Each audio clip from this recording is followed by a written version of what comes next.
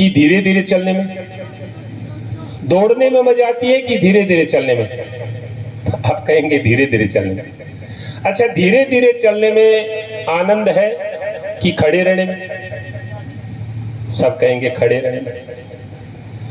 खड़े रहने में आनंद मिलता है कि बैठ जाने में? आप कहोगे बैठ जाने में। अच्छा, बैठ जाने में आनंद मिलता है कि लेट जाने में?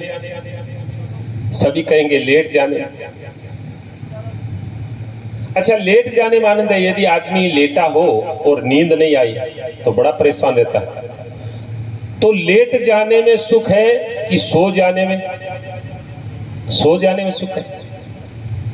अब आखिरी बात है कि सो जाने में सुख मिलता है कि मर जाने में?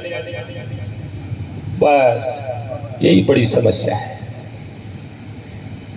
सबसे बड़ी समस्या यही है। एक महात्मा ने एक दुकानदार से पूछा कि दुकान क्यों चलाते हो? बोला पैसा कमाने के लिए।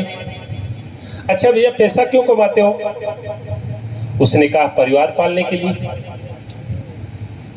अच्छा, परिवार क्यों पालते हो? बोला जीने के लिए।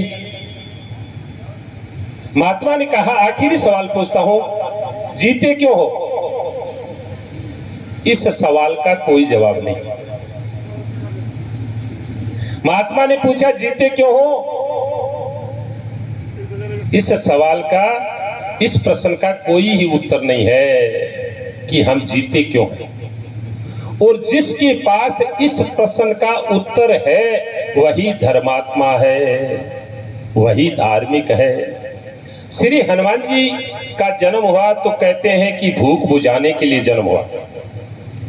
और दृष्टि कहां गई? सूर्य नारायण पे। कहते हैं सूर्य भगवान को उन्होंने फल समझ लिया। कहते हैं बाल्यकाल था इसलिए फल समझ लिया। नहीं नहीं, ये बात नहीं है। उनमें बालक जैसी निर्मलता है, इसलिए भगवान सूर्य को हनुमान जी ने फल समझ लिया। जिनका अंतकरण निर्मल हो